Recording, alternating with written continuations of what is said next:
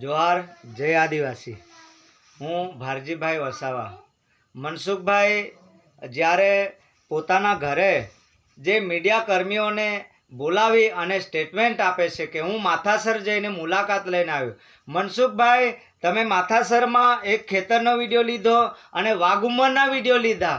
તમે જ્યાં જરૂર છે તેના વિડીયો લો। તમે સ્ટેટમેન્ટ આપો છો કે માથાસરમાં 50-60 બોર ને બોરિંગ કરેલા છે। મનસુખભાઈ, તમે કઈ નિશાળમાં ભણ્યા છો? તમને ગણિત આવડતું હોય તો ગણતરી કાઢો। માથાસરમાં કુલ 20 બોરિંગો છે અને લગભગ કુલ 17 બોર કરેલા છે। તેમાંથી મોટરો ઘણી બધી બગડેલી છે, બંધ હાલતમાં છે। મનસુખભાઈ, ખાલી 20 બોરિંગો છે, તમે કહો છો કે 50-60। થોડો આંકડો ના આવડતો હોય તો ગણિત ભણવા પાછા પહેલા ધોરણમાં જાઓ। કારણ કે અમને તમારા પર અમે એના માટે નથી કહેતા કે તમે ખોટો આંકડો શું કરવા આપો છો સરકારને। કદાચ 50-60 તમે કાગળ પર કર્યા છે એવું અમે માનીએ છીએ કે તો પછી અહીંયા સરપંચ પણ ખોટા છે। તમને 60નો આંકડો આપ્યો છે અને અહીંયા હું કહું છું કે 20 બોરિંગો અને 17 બોરો કરેલા છે, હું માનું છું। પણ તમે 60 બોર મોટરોનું શું કરવા કહો છો? તમને સરપંચે કીધું છે કે 50-60 બોર મોટરની વાત કરેલી છે। એટલે તમે આ બધું જે આંકડો છે તે સરકાર સુધી કાગળ પર પહોંચાડેલો છે। આજના તબક્કામાં હું સર્વે કરું છું। તમને મેં 13 બોરિંગો કીધા છે, આજે 14 બોરિંગોમાં પાઇપ નાખવાના છે, રિપેરિંગ કરવાના છે અને 5 બોર મોટરો છે, તમે કહો છો એ એકદમ ગયેલી હાલતમાં પડેલા છે, એને રિપેરિંગ કરવાનું છે। હું ઘણું બધું કહેવા માંગુ છું। મનસુખભાઈ, તમે જે તમારું સ્ટેટમેન્ટ મેં સાંભળેલું છે, તમે અમારા વિસ્તારમાં જો રોડ રસ્તા ડેડિયાપાડાની પૂર્વ પટ્ટીમાં જુઓ તો રોડ રસ્તા નથી। તમે ઝરવાણીથી માથાસર સુધી ગયેલા છો, ઝરવાણીથી પીપલોદ મોસદા સુધી કેવા રસ્તા હતા? ડેડિયાપાડાની પૂર્વ પટ્ટીમાં કેવા રસ્તા છે તે પણ જુઓ।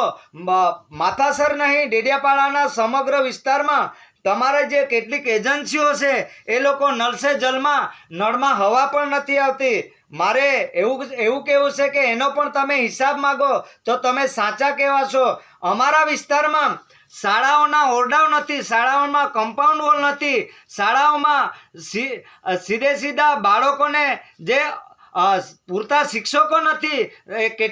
ઘણી બધી શાળાઓમાં હું ગણતરી નથી આપતો પણ એક શિક્ષકો છે। મનસુખભાઈ, સરકારે બાલવાટિકા કાઢી 1 વર્ષ થઈ ગયું, બાલવાટિકામાં આજે પણ શિક્ષકો નથી। તમે ડેડિયાપાડાની પૂર્વ પટ્ટીની શાળાઓમાં પ્રવાસી શિક્ષકો પણ મુકાઈ શકો છો। આજે આદિવાસીઓનું શિક્ષણ કેટલું કથળતું જાય છે। મનસુખભાઈ, તમે ખોટા વિડીયો બનાવેલા છે। માથાસરની જગ્યાએ તમે વાઘુમરના વિડીયો મૂકો છો। અમને ગુમરાહ કરવાનું બંધ કરો અને માથાસરની નહીં પરંતુ બાજુમાં ચોપડી ગામ છે, તમને 10 ફુલહાર પહેરાવેલા, તે રસ્તો હજુ આજે બન્યો નથી। માથાસરમાં ગામ સુધી 108 નથી આવતી તો તમે તેની પણ રજૂઆત કરો। શાળાના ઓરડાઓ જર્જરિત છે તેની પણ વાત કરો। ઘણી બધી શાળાઓમાં MDMના ઓરડાઓ જર્જરિત છે તેની પણ વાત કરો। તમે નેશનલ કક્ષાના સાંસદ કહેવાઓ છો, તમે મોટા હાઈવે બનાવો છો પણ સાથે નેશનલ કક્ષાની ગાળો કેમ બોલો છો?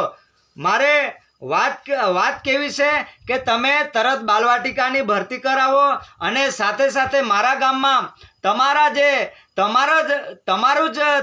જ નજીકમાં કામ કરી ગયેલા એ મજૂરને તમે વીજ ચોરી માથે પડો। ખરેખર મારા વિસ્તારમાં, મારા ગામમાં હું જોઉં છું એકેય લંગર્યું નથી, છતાં પણ તમે ત્યાં આવીને એવું કહો છો કે તમે લંગરિયા નાખીને લાઇટ વાપરો છો। મનસુખભાઈ, તેના કરતાં અમારા વિસ્તારમાં ઊંડું પાણી ગયેલું છે, જળનું જે સ્તર છે નીચું ગયું છે। 3 ફેઝની લાઈન અપાવો। તમે સાંસદ છો, ડેડિયાપાડાના ઘણા ગામડાઓ પૂર્વ પટ્ટીમાં તમે જોશો તો ત્યાં લાઇટના ફાંફા પડે છે। લાઇટનું વીજળી કનેક્શન 24 કલાક મળે તેવી તમે માંગ કરો અને ખાસ કરીને તમે મારા ગામમાં આવ્યા એ ખૂબ સારી વાત કહેવાય, પણ તમે સાથે જે 5 ગાડીઓ પ્રાઇવેટ માણસો ગુંડાઓ લઈને શું કરવા આવો છો? તમે સરપંચને એવું કહો કે તમે પાણીની સુવિધા કરો। આ રીતે તમે જો વાત કરો તો સારી બાબત કહેવાય। અને બીજી બાબત કે તમે અમારા સંબંધીઓ કે સગા સંબંધીઓ દ્વારા મને દબાણ કરવાનું કામ શું કરવા કરો છો? અને સાથે સાથે ચૈતર વસાવાનું નામ કેમ મને કહો છો? ચૈતર વસાવા એ આખા ડેડિયાપાડાના ધારાસભ્યો છે, તમારા લીધે આજે બહાર છે, અને તમે કહો છો કે તમે તમારા માણસો અમુક વાર મને દબાવવા આવે છે કે ચૈતરભાઈને કેમ નથી કહેતા. હું બધાને જ કહું છું, પણ ચૈતરભાઈને તમે એ ડેડિયાપાડામાં આવવા માટે પ્રવેશ અપાવો. તમારી સરકાર છે, તમારા જે જજ તમારા હાથમાં છે, તમે એવું કેમ નથી કહેતા? આજે અમે ચૈતરભાઈને પણ કહીશું, પણ તમે પ્રવેશબંધી કેમ કરાવો છો? એટલે હું કોઈ પક્ષ પાર્ટીની વાત નથી કરતો, પણ કેટલાક તમે અસામાજિક તત્વો દ્વારા તમે ધાક ધમકી અપાવો છો, જેથી કરીને હું બધા જે ભ્રષ્ટાચાર થયા છે એને ખુલ્લા પાડું છું. આજે તમારી સાથે ફરવાવાળા જે છે અહીંયા આવેલા એ બધા ભ્રષ્ટાચારમાં ફસાયેલા છે. આજે મને દબાવવા માટે લોકોને હેરાનગતિ કરાવે છે. આજે 2 દિવસ જે માથાસરમાં લોકોને ધામો નાખવાની કંઈ જરૂર નથી. અહીંયા લોકોને દારૂની પોટલીની જરૂર નથી, અહીંયા પીવા માટે પાણીની જરૂર છે. જે કૌભાંડો બહાર આવે છે એટલે મને દબાવવાની કોશિશ કરો છો.